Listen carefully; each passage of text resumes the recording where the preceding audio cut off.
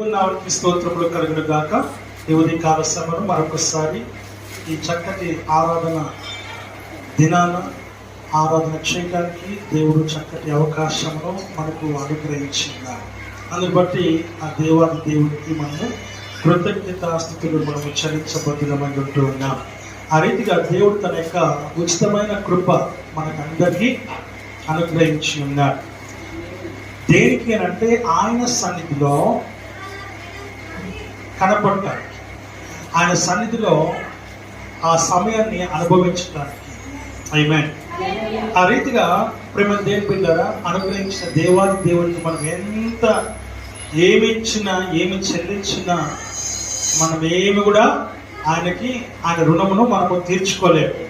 So ఈ లోకంలో నిజంగా చాలా మంది క్రైస్తవులు ఇప్పటికీ కూడా ఇంకా కూడా గుడికి వెళ్ళకుండా ఉండే వాళ్ళు ఉన్నారు. ఉన్నా కూడా వెళ్ళకుండా ఆ ఆలోచన తలంపు లేకుండా ఉన్నటువంటి వాళ్ళు కూడా ఉన్నారు. దేవుని వాక్యం సెలవిస్తూ మారు మనసు పొంది రక్షణ పొంది బాప్తిజము తీసుకొని బలముగా దేవుడితో వాడబడి పడిపోయిన వాళ్ళు కూడా ఉన్నారు. ఎదిగినటువంటి వాళ్ళు, చెడిపోయిన వాళ్ళు కూడా ఉన్నారు. ఎదిగి చెడిపోయిన వాళ్ళు కూడా ఉన్నారు. వీళ్ళు కాకుండా మారు మనసు లేకుండా ఉన్నటువంటి క్రైస్తవులు అయితే చాలా మంది ఉన్నారు. దేవుని సన్నిధిని విసర్జించేవాడు పశువుతో సమానమని వాక్యం చెప్తుంది.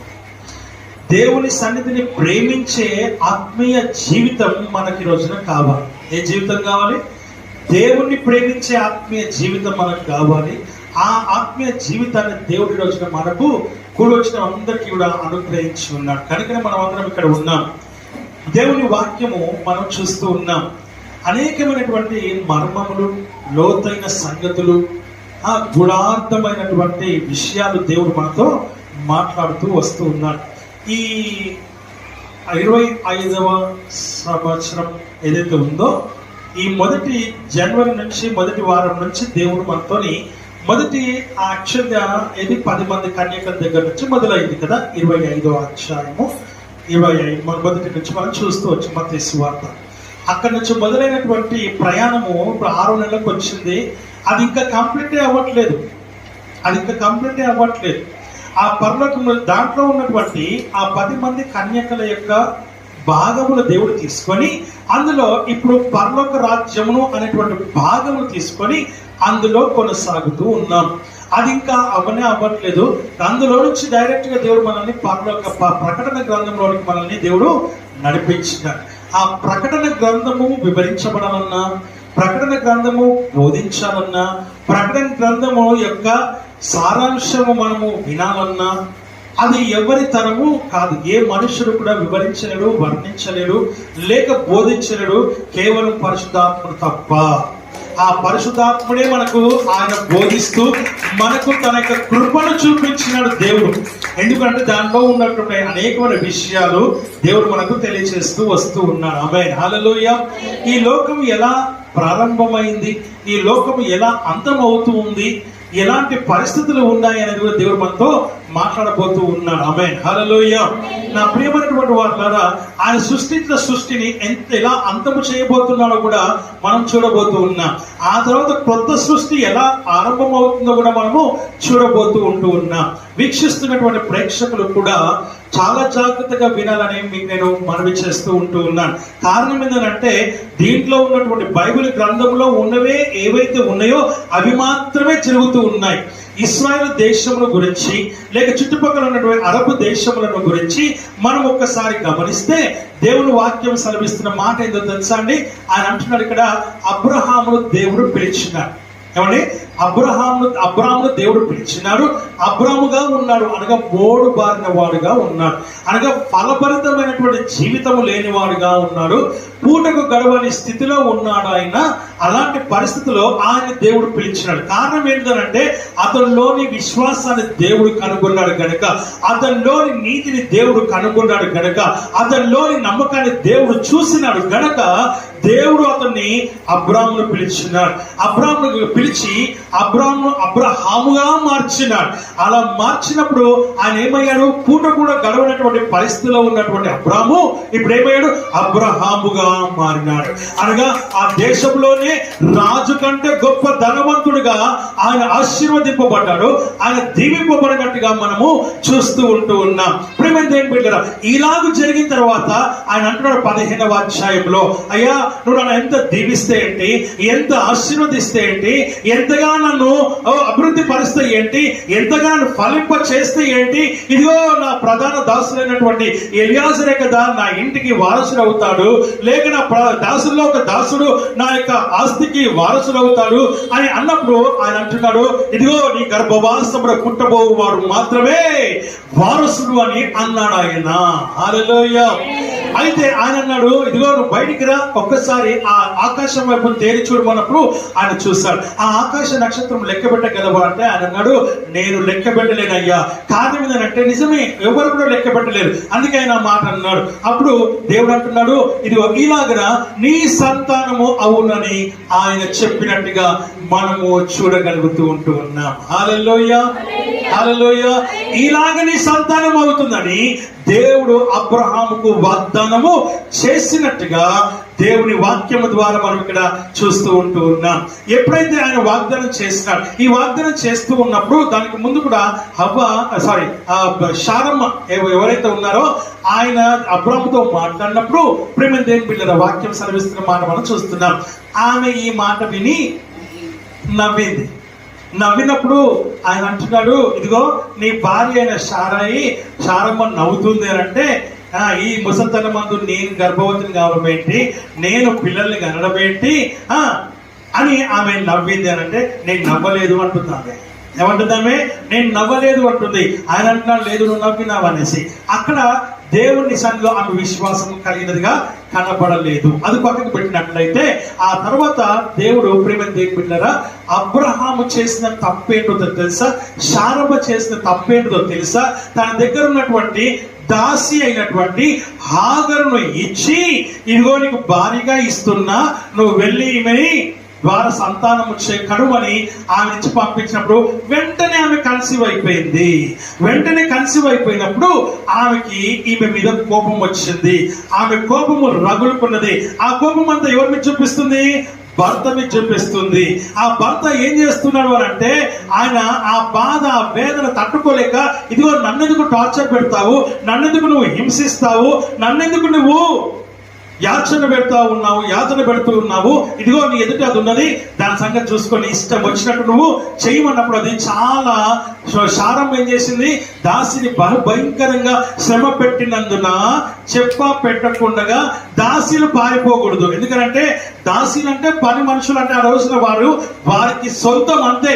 వారు వాళ్ళని కొట్టొచ్చు, తిట్టొచ్చు, ఇంకా ఏదైనా చేయొచ్చు, కష్టపెట్టొచ్చు, చంపొచ్చు కూడా. ఎవరు అడగడానికి అక్కడ లేదు. అలాంటి సమయంలో ఈ దాసి అయినటువంటి ఐగుప్తీయురాలు హాగరు ఏం చేస్తుంది? ఆమె దగ్గర నుంచి చెప్పపెట్టకుండా పారిపోతుంది.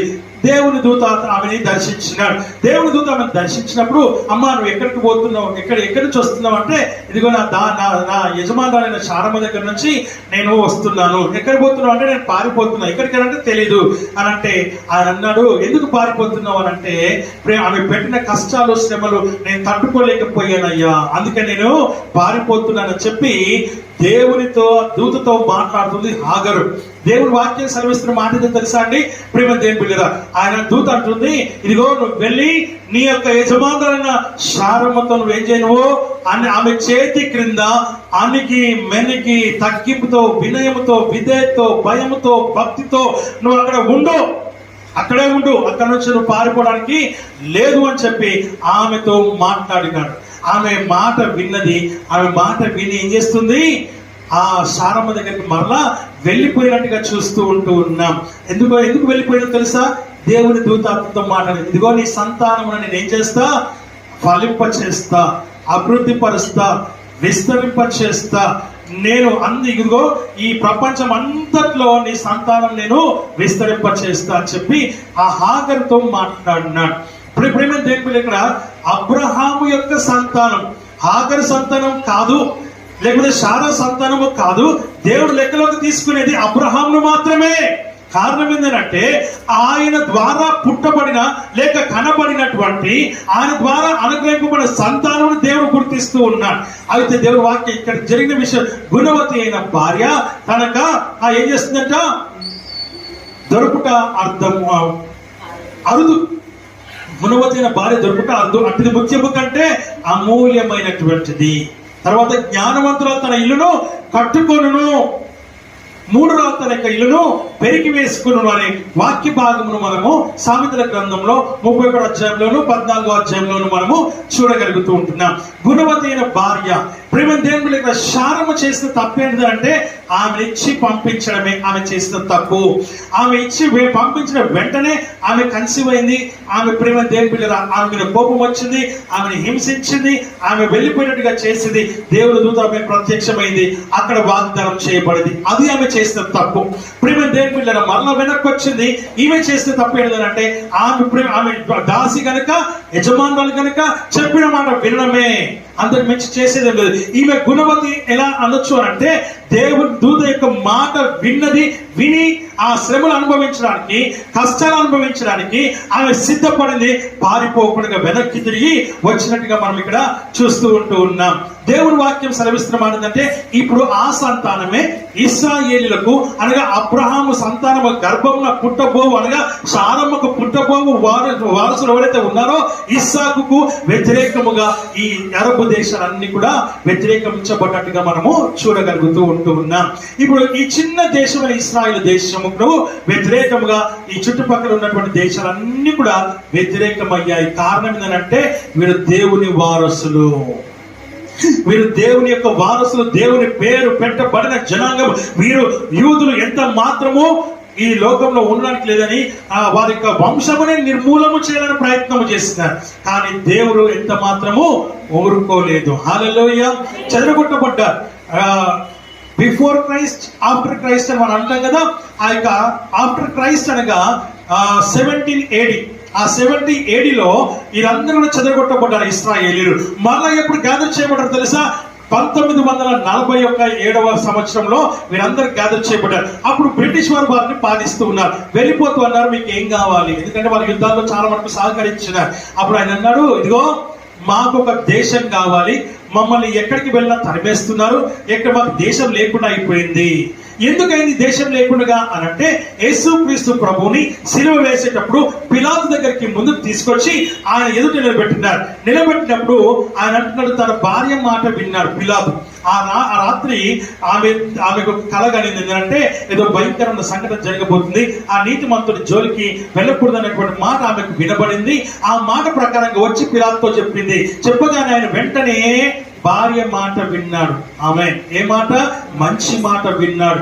ఆ నీతిమంతుడి జోలికి నువ్వు వెళ్ళొద్దు, ఆ నీతిమంతుని రాజు జోలికి నువ్వు వెళ్ళొద్దు, దైవ కుమారుని జోలికి నువ్వు వెళ్ళకూడదు అని చెప్పి భార్య హెచ్చరిక చేసింది. వెంటనే ఆయన పాటించినాడు కనుక అప్పుడు ఇశ్రాయేలు ఏమన్నారు తెలుసా? ఇదిగో ఈ నేరము, ఈ పాపము, ఈ దోషము, ఈ అపరాధము మా పిల్లల పైన ఉండును గాక అన్నారు. కనుకనే 70వ సంవత్సరంలో చెదరగొట్టబడితే 1947వ సంవత్సరంలో వారికి ఒక దేశము ఇవ్వబడింది. అప్పటి వరకు దేశాలు తిరుగుతూ చెదరగొట్టబడినట్టుగా చూస్తున్నాం. అంతకు ముందు కూడా మనము బబులోన్ దేశం కానీ, ఫిలిస్తీన్ దేశం కానీ, లేకపోతే కానానీలకు కానీ, అమ్మోరీలకు కానీ వీరు చెదరగొట్టబడ్డారు, చెరపట్టబడి తీసుకొని పోయినట్టుగా మనము చూడగలుగుతూ ఉంటున్నాం. కారణం ఏంటంటే వారి మొండి వైఖరే, వారికి ఉన్నటువంటి మూర్ఖత్వమే. వాక్యం సెలవిస్తున్న మాట మనం చూస్తున్నాం. ఇప్పటికి వారికి మొండితనం ఉంది, ఇప్పటికి వారికి మూర్ఖత్వం ఉంది. ఏంటిగా కారణం అంటే యేసుక్రీస్తు ప్రభు అని, యేసుక్రీస్తు ప్రభు దేవుడని, యేసుక్రీస్తు ప్రభు దేవుడి కుమారుడని వారు ఎంత మాత్రమో అంగీకరించట్లేదు. ఎప్పుడు అంగీకరిస్తారంటే ఈ యుద్ధాలు అయిపోయినప్పుడు, యుద్ధాలు జరుగుతున్నప్పుడు, వారు ఓడిపోయినప్పుడు అప్పుడు యేసుక్రీస్తు ప్రభు నిజమైన దేవుడని వారికి గుర్తిస్తారు. అప్పుడు యేసు ప్రభు వారి కుమారుడు, దైవ కుమారుడు వారు గుర్తిస్తారు.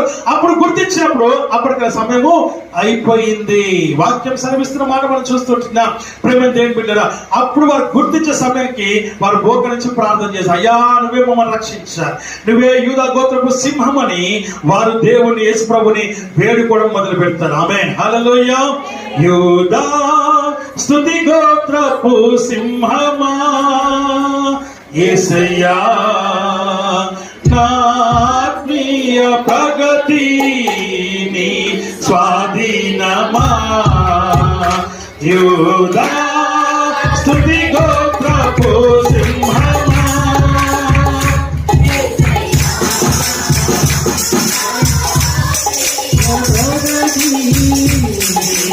స్వాధీనమా నీవే కదా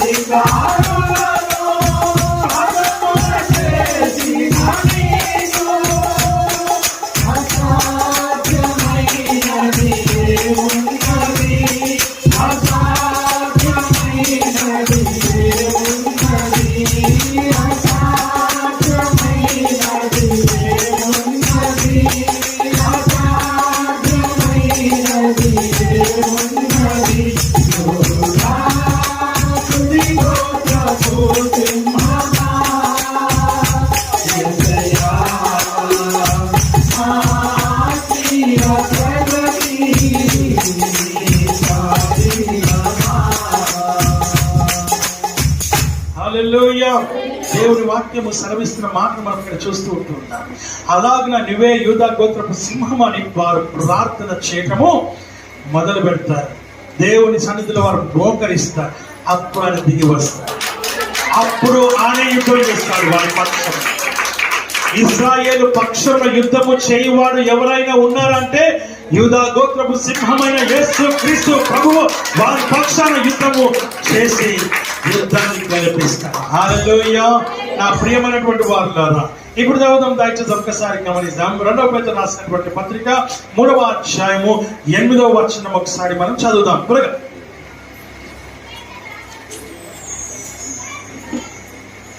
ప్రియులారా, ఒక సంగతి మర్చిపోకుడి. ఏలైనగా ప్రభువు దృష్టికి ఒక దినము 1000 సంవత్సరముల వలెను 1000 సంవత్సరముల ఒక దినము వలె ఉన్నవి.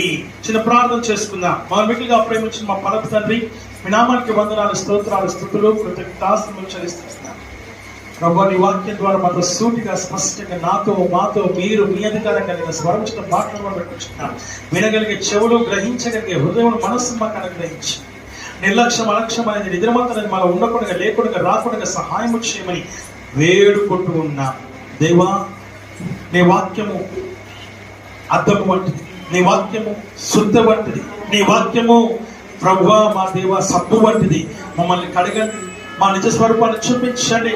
మాలో ఉన్న మొండి వైఖరిని, కఠినమైన హృదయం బద్దలు చేయమని పెట్టుకుంటున్నాం.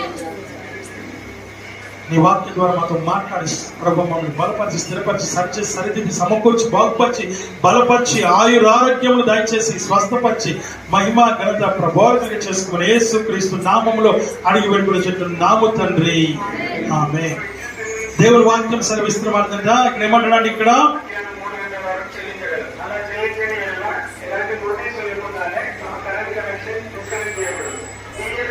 చదవాలి.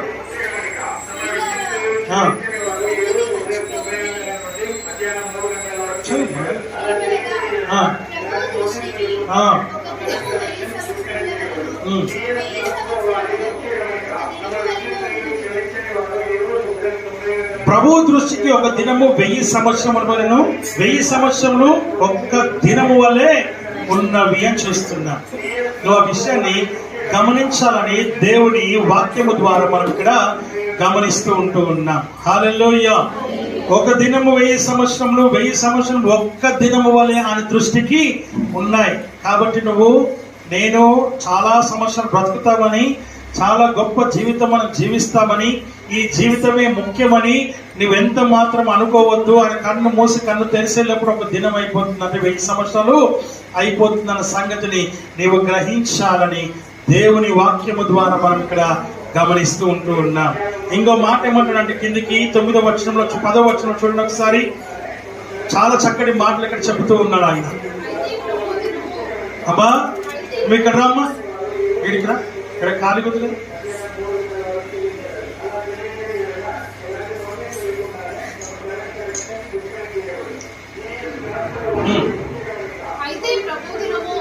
అయితే ప్రభు దినము దొంగ వచ్చినట్లు వచ్చును. ఆ దినమున ఆకాశములో మహాధ్వనితో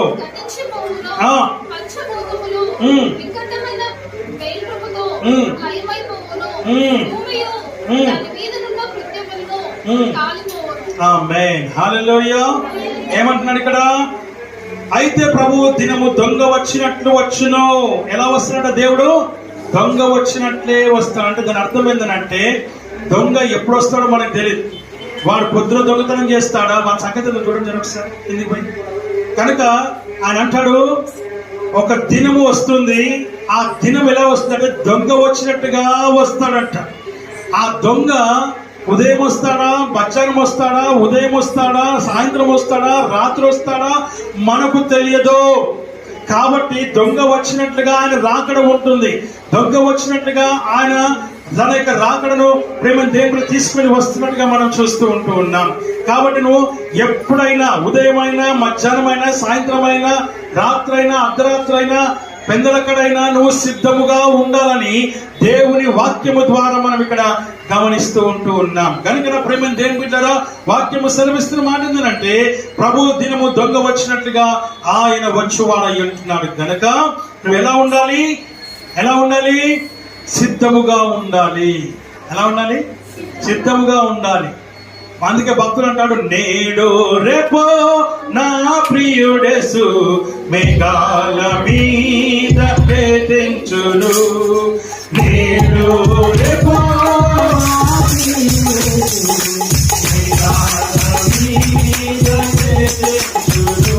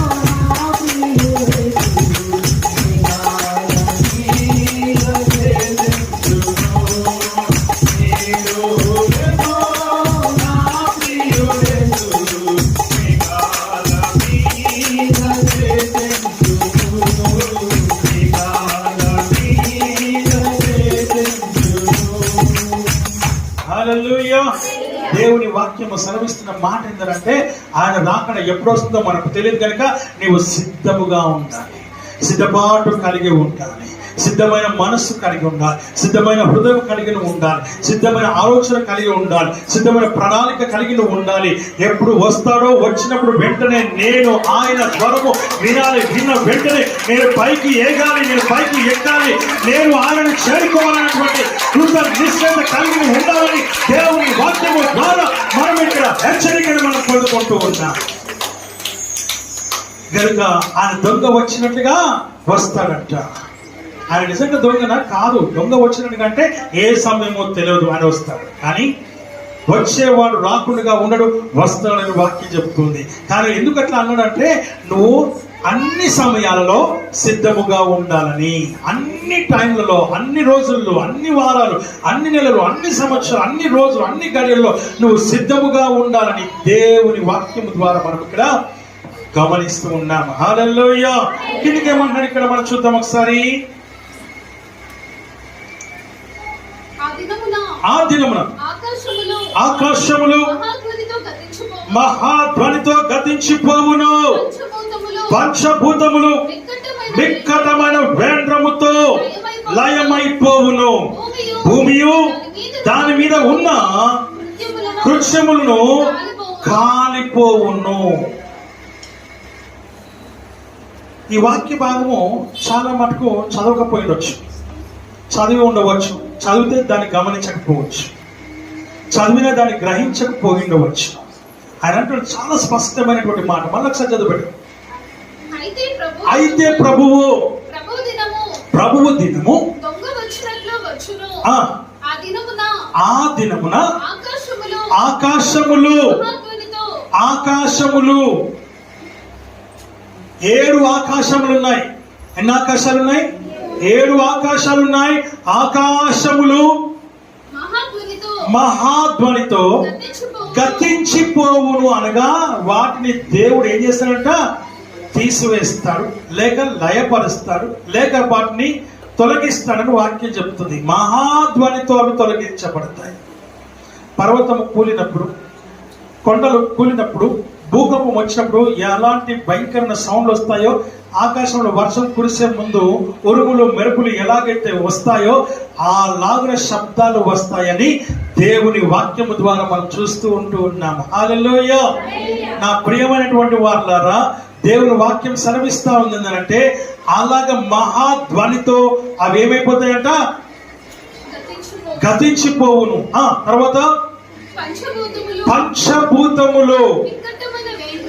పంచభూతములు మిక్కటమైన వేంద్రముతో లయమైపోవును, భూమియు దాని మీద ఉన్నటువంటి కృత్యములు అనగా ఆయన సృష్టించిన యావత్తు కూడా అన్ని కూడా ఏమైపోతాయి? కాలిపోతాయి అని వాక్యం చెప్తుంది. సమస్తము లయమైపోతాయి, ఏవి కూడా మిగిలవు. ఎందుకో తెలుసా? ఆయన అంటున్నాడు, పాతవి గతించను, ఇదిగో సమస్తము క్రొత్తవాయను అంటున్నాడు ఆయన. అందుకని వాక్యం ఏం చెప్తుందనంటే, నీవు తెలుసుకోవాల్సిన సత్యం ఏంటంటే, నువ్వు శాశ్వతం అనుకునే ఈ లోకం కూడా ఉండదు, ఆకాశమే ఉండదు, భూమి ఉండదు. భూమి మీద ఆయన సృష్టించిన కృత్యములు అనగా కొండలు, పర్వతాలు, బండలు, లేకపోతే ఆ నీరు, లేకపోతే చెట్లు అన్ని కూడా మనుషులతో సహా, పశువులతో సహా ఏవైతే కృత్యములు ఉన్నాయో అన్ని కూడా లయమైపోతాయని, దాంట్లో ఉన్న డీజిల్ కావచ్చు, పెట్రోల్ కావచ్చు, గ్యాస్ కావచ్చు, ఇతరత్రమైనటువంటి అన్ని కూడా, కెరోసిన్ కావచ్చు, అన్ని కూడా ఏమైపోతాయంట? లయమైపోవును, కాలిపోవును. భూమి ఈ వీటన్నిటి ద్వారానే కాలిపోతుందన్న సంగతిని మనము జ్ఞాపకం చేసుకోవాలని దేవుని వాక్యము ద్వారా మనం ఇక్కడ హెచ్చరికను మనం పొందుకుంటూ ఉన్నాం. నా ప్రియమైనటువంటి వారులారా, ఇలాంటి భయంకరమైన పరిస్థితి ఏర్పడుతుందని దేవుడు చెబుతూ ఉన్నాడు. కాబట్టి ఈ భూమి పైన నువ్వు ఉన్నన్ని రోజులు నీవు జాగ్రత్తగా ఉండాలని, నీవు పద్ధతిగా ఉండాలని, క్రమముగా ఉండాలని, ఆయనకు ఇష్టమైన బిడ్డగా ఉండాలని, ఆయనకు నువ్వు ప్రియమైన బిడ్డగా ఉండాలని, ఆయనను ప్రేమించే బిడ్డగా నువ్వు ఉండాలని దేవుని వాక్యము ద్వారా మనం ఇక్కడ గమనిస్తూ ఉన్నాము. హల్లెలూయా. నా ప్రియమైనటువంటి వారులారా, కింద ఇంకేమంటున్నామా? ఇవన్నీ ఇట్లా లయమైపోయినవి కనుక ఆకాశములు రగులుకొని లయమైపోనట్టు, పంచభూతములు మహావేంద్రముతో కరిగిపోనట్టు, దేవుని దినము రాక కొరకు కనిపెట్టుచు, దాని ఆశతో ఆపేక్షించు, మీరు పరిశుద్ధమైన ప్రవర్తనతోనూ భక్తితోనూ ఎంతో జాగ్రత్త గలవారై ఉండవలను. ఎంతో భయంకరమైన పరిస్థితి రాబోతుంది. మనం చిన్నగా కాల్తేనే మనం తట్టుకోలేము. నీళ్ళలో మనకు ఈత రాకపోయినా కొంచెం మునిగిపోతాం, నీళ్ళ మీద పడిపోతాం అని అంటాం. ఇంత భయంకరమైన పరిస్థితుల్లో మనం ఉన్నాం. నా ప్రియమైనటువంటి బిడ్డ, కరిగిపోతాయంట, లయమైపోతాయంట, కాలిపోతాయంట, ఆకాశంలో ఏమైపోతాయంట, లయమైపోతాయని, భూమి కాలిపోతుందని, మహావేంద్రముతో అనగా భయంకరమైన శబ్దాలతో అన్ని కూడా కూలిపోతాయని దేవుని వాక్యం సెలవిస్తుంది. కనుక మీరు ఏం చేయాలంట? ఏం చేయమంటున్నారు మిమ్మల్ని? దేవుని దినము రాకడ కొరకు కనిపెడుతూ ఉండాలి. దేనికోసం అంట? ఆయన రాకడ ఎప్పుడు వస్తుందో, అయ్యా నీ రాకడ వచ్చే సమయమున నేను సిద్ధముగా ఉండేటట్టు నన్ను నువ్వు ప్రిపేర్ చేయి, నన్ను సిద్ధపరచు నాయనా అని ప్రతిరోజు నువ్వు ప్రార్థన చేసుకోవాలి. ప్రతిరోజు దేవుని సన్నిధిలో నువ్వు ప్రార్థన చేసుకోవాలి. ప్రతిరోజు దేవుని సన్నిధిలో నువ్వు కనిపెట్టుకుంటూ ఉండాలి. ప్రతిరోజు దేవుని దగ్గర నువ్వు మొరపెట్టుకుంటూ ఉండాలని దేవుని వాక్యము ద్వారా మనం ఇక్కడ గమనిస్తూ ఉన్నాము. హల్లెలూయా. నా ప్రియమైనటువంటి వారులారా, నా ప్రియమైన దేవుని సంగమా, నువ్వు సిద్ధముగా ఉన్నావా? లేక ఇంకా నువ్వు నిర్లక్ష్యంలోనే ఉన్నావా? ఇంకా నువ్వు అలక్ష్యంలోనే ఉన్నావా? ఇంకా టైం పాస్ చేస్తున్నావా? ఇంకా టైం ఉంది అనుకుంటున్నావా? నాకు చాలా సమయం ఉంది, నేను ఎవరొస్తున్నానే, ఇంకా నాకు టైం ఉంది అని అనుకుంటూ ఉన్నావా? No time. ఆ వచ్చే సమయానికి నువ్వు యవనస్తుడిగా ఉండొచ్చు, వచ్చే సమయానికి నువ్వు మిడిల్ ఏజ్ లో ఉండొచ్చు, వచ్చే సమయానికి నువ్వు పసిపిల్లడుగా ఉండొచ్చు, వచ్చే సమయానికి నువ్వు ముసలుడు అయిపోవచ్చు. తెలియదు కానీ, ఎప్పుడో తెలియదు కానీ ప్రేమ దేవుని బిడ్డ, నువ్వు సిద్ధముగా ఉండాలని మాత్రమే దేవుని వాక్యం నిన్ను ఇక్కడ హెచ్చరిక చేస్తా ఉంది. నువ్వు ఆ విషయాన్ని గమనించాలని దేవుని వాక్యము ద్వారా మనం ఇక్కడ గమనిస్తూ ఉన్నాం. అన్ని లయమైపోతూ ఉన్నాయి. ఆయన రాకడ త్వరగా వస్తుందని వాక్యం చెప్తా ఉంది. ఇక్కడ పరిస్థితులు చూసినప్పుడు వాటిని చూసి మనకు ఒకదాని వెనుక ఒకటి మనకు హెచ్చరిక మీద హెచ్చరిక మనకు కలుగుతా ఉంది. మనమేమనుకుంటున్నాం, వస్తుందిలే. వెనకటికి ఒక చిన్న స్టోరీ ఏంటిదనంటే, ఒక పిల్లోడు పులొచ్చింది అని అంటాం. అయితే పాపం గ్రామస్తులందరూ కలిసి, తల్లిదండ్రులతో సహా అందరు కలిసి కర్రలతోనూ పట్టుకొని పరిగెత్తినారంట. అందరు పరిగెత్తి అక్కడ చూస్తే ఏమీ లేదంట. రెండోసారి కూడా పిల్లడు ఏమన్నాడంట, పులొచ్చింది అని చెప్పినాడంట. అయితే మళ్ళీ గ్రామస్తులు అందరూ మళ్ళీ కర్రలు పట్టుకొని మళ్ళీ పరిగెత్తినారంట. కానీ తీర చూస్తే అక్కడ ఏమీ లేదు. మూడోసారి కూడా సేమ్ అట్లాగే చేశాడు. మూడోసారి కూడా ఏమీ లేదు. నాలుగోసారి మరలా పిల్లోడు పులొచ్చింది అని చెప్పి అరుస్తా ఉన్నాడు. అయితే గ్రామస్తులు అనుకున్నారు ఏంటంటే, ఇదిగో మొదటిసారి వాడు మనల్ని మోసం చేశాడు, రెండోసారి అబద్ధం చెప్పాడు, మూడోసారి కూడా వాడు అబద్ధం చెప్పి మనల్ని మోసం చేశాడు కనుక ఇదంతా ఒంటిది అని అనుకున్నారు. అయితే నిజంగానే పులి వచ్చింది. ప్రేమ దేవుని బిడ్డ పిల్లోని చంపేసింది, గ్రామం మీద పడింది. ప్రేమ దేవి చాలా మందిని గాయపరిచింది, చంపింది. ఆ తర్వాత వెళ్ళిపోయింది. దేవుని వాక్యం సెలవిస్తున్నాం. ఈ నీతి కథలో మనకు అర్థం ఏంటిదని అంటే, ఇదిగో ఇంకా యుద్ధం అవుతుంది. మొన్న అంతకుముందు కూడా అయింది. ఏమైంది? రాలేదు దేవుడు రాకడానికి మనం అనుకుంటూ ఉంటాం. కానీ అనుకోని సమయంలో ఆయన వస్తాడని వాక్యం చెబుతాం. నువ్వు అనుకోని సమయంలో, నువ్వు నిశ్చింతగా ఉన్న సమయంలో, ఇంకా నాకు ఏమి కాదు అనుకునే సమయంలో, ఇప్పుడు రాదులే అనుకునే సమయంలో, ఇంకా టైం ఉంది అనుకునే సమయంలో ఆయన రానయ్యులన్న సంగతిని నీవు జ్ఞాపకం చేసుకోవాలని ఒకరితోనికి అవసరం లేదు. నీవు మాత్రము సిద్ధముగా ఉండాలి. ప్రతి ఒక్కరూ అలాగే సిద్ధముగా ఉండాలని, సిద్ధపడి ఉండాలని దేవుని వాక్యము సెలవిస్తా ఉంది. హల్లెలూయా. ప్రేమరాజు యేసు ప్రభువు మరలా వస్తాడు. తన ప్రియమైన పల్లె సంగము తీసుకుపోతాడు. ప్రేమరాజు యేసు ప్రభువు మరలా వస్తాడు. తన ప్రియమైన పల్లె సంగము తీసుకుపోతాడు.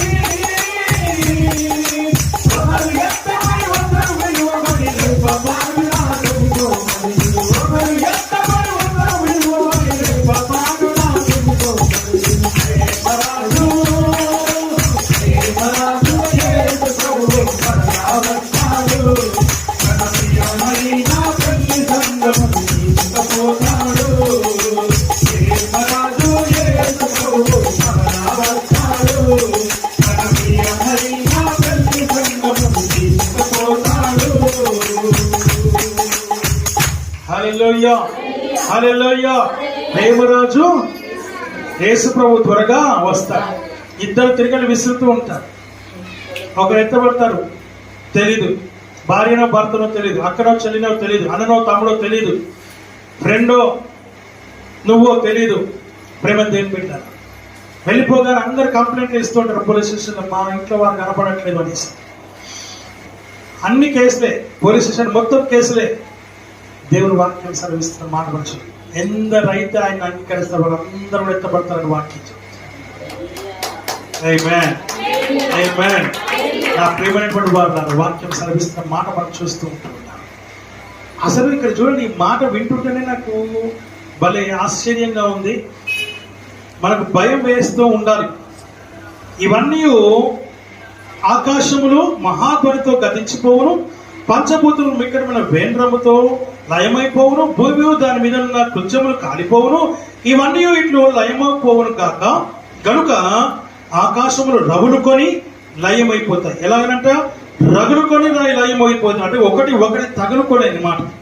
రగులుకొని లయమైపోవును పోవునట్టు, పంచభూతములు మహావేంద్రముతో కరిగిపోవునట్టు, దేవుని దినము రాకడ కొరకు కనిపెట్టుచు దానిని ఆశతో ఆపేక్షించు, అనగా కనిపెట్టుచు ఆశతో నువ్వు ఆయన దినమును నువ్వు వేచి ఉండాలని వాక్యం చెప్తుంది. మీరు పరిశుద్ధమైన ప్రవర్తనతోనూ భక్తితోనూ ఎంతో జాగ్రత్త గల వారై ఉండవలెను. ఎలా ఉండాలంట చెప్పండి. దానికి ముందేంటి? ఎంతో జాగ్రత్త బాగానే ఉంది కదా. పరిశుద్ధతోనూ భక్తితోనూ భయముతోనూ నీవు జాగ్రత్తగా ఉండాలి. వట్టి జాగ్రత్త కాదు. మొదటిగా పరిశుద్ధత కలిగి ఉండాలి, రెండవది భక్తి కలిగి ఉండాలి, తర్వాత మంచి ప్రవర్తన కలిగిన వారై ఉండాలి. దేవుడికి ఇష్టమైన ప్రవర్తన గల వారై ఉండి నువ్వు సిద్ధముగా ఉండాలని, వేచి ఉండాలని, కనిపెట్టుకుని ఉండాలని, ఎప్పుడు వచ్చినా నేను పైకి వెళ్తానని నిరీక్షణ కలిగి ఉండాలని దేవుని వాక్యము ద్వారా మనం ఇక్కడ హెచ్చరికను మనం పొందుకుంటూ ఉన్నాం. ఇది రక్షణ కృపకాలం, ప్రభు త్వరగా రా సమయం. ఇది రక్షణ కృపకాలం, ప్రభు త్వరగా రా సమయం.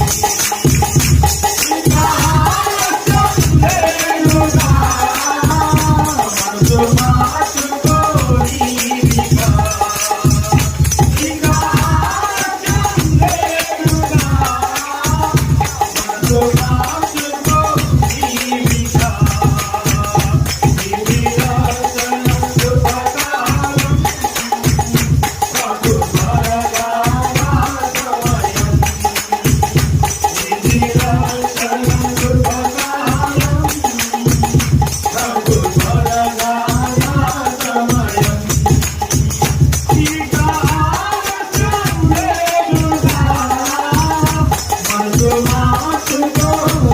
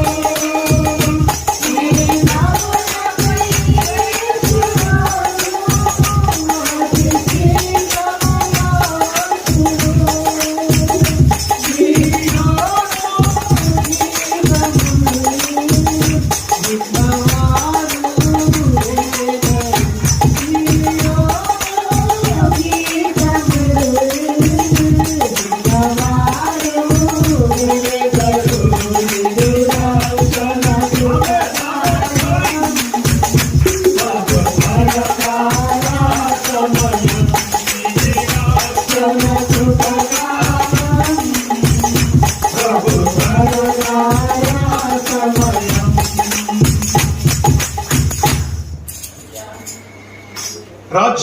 రాజ్యములు, జనములపై జనములు, ఎటు చూసిన కరువులు, ఎటు కేగిన యుద్ధములు. మేఘములపై యేసురాజు అతి త్వరగా. సియోను గీతములు ఏంటంట? విన్నవారందరూ కూడా ఆమేన్ హల్లెలూయా. విన్నవారందరూ వెళ్తారు. నా ప్రియమైనటువంటి దేవుని సంగమా, నువ్వు ఎలా ఉన్నావు? ఏ స్థితిలో ఉన్నావు? ఏ పరిస్థితిలో ఉన్నావు? ఎలాంటి స్థితిగతిలో నువ్వు జీవిస్తున్నావు? ఒక్కసారి నువ్వు పరిశీలన చేసుకోవాలని దేవుని వాక్యం ద్వారా మనం చూస్తున్నాం. కింద చదవమ్మా, 13వ వచనం. అయినను మనం ఆయన వాగ్దానం బట్టి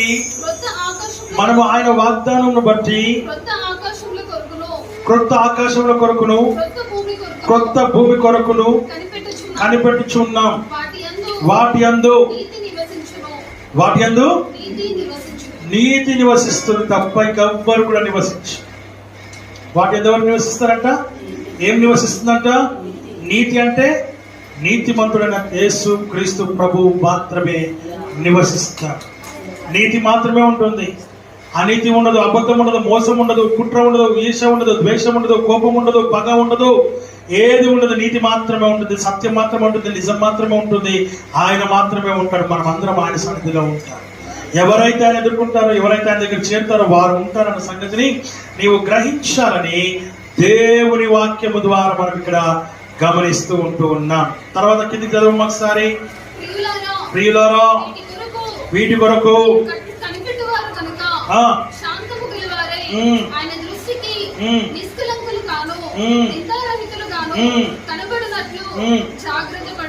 ఆమేన్ హల్లెలూయా. ఏమంటాడు ఇక్కడ? వీటి కొరకు, ప్రియులారా వీటి కొరకు కనిపెట్టువారు కనుక శాంతము గలవారై ఉండాలి. మొదటిది. రెండవది, ఆయన దృష్టికి నిష్కలంకులుగా ఉండాలి. మూడవది, నిందారహితులుగా ఉండాలి. నాలుగవది, జాగ్రత్తగా ఉండాలని దేవుని వాక్యం ద్వారా చూస్తున్నాం. ఆఖరి 15వ వచనం చూసినప్పుడు, మరియు మన ప్రభు యొక్క దీర్ఘశాంతము రక్షణార్థమైనదని ఎంచుకొనుడి. అలాగు మన ప్రియ సహోదరుడైన పౌలు కూడా తనకు అనుగ్రహింపబడిన జ్ఞానము చొప్పున మీకు ఇది రాస్తూ ఉన్నట్లుగా దేవుని వాక్యము మనకు హెచ్చరిక చేస్తా ఉంది. ఇక్కడ వాక్యం ఏమంటే దీర్ఘశాంతము రక్షణార్థమైనదని ఎంచుకోవాలని దేవుని వాక్యం. 5 విషయాలు మనం చూస్తున్నాం. మొదటిది, కనిపెట్టుకొని ఉండాలి. రెండవది, శాంతం గలవారై ఉండాలి. మూడవది, దృష్టికి నిష్కలంకులుగా ఉండాలి. నాలుగవది, నిందారహితులుగా ఉండాలి. ఐదవదిగా జాగ్రత్త కలిగి ఉండాలి. ఆరవదిగా ఆయన ప్రభు దృష్టికి దీర్ఘశాంతము రక్షణార్థమైనదని ఎంచుకోవాలని మనం చూస్తున్నాం. ఇలా జరగాలంటే మనమందరం కూడా అలాంటి సిద్ధపాటు కలిగిన వారు, మనందరం కూడా సిద్ధము కలిగిన వారమై ఉన్నాం. ప్రకటన గ్రంథం చూద్దాం ఒక్కసారి, దయచేసి వెనక్కి వచ్చేద్దాం. అక్కడ ఒక చక్కటి మాట మనకు చెప్పబడుతూ ఉంది. దాన్ని మనం చూద్దాం ఒకసారి.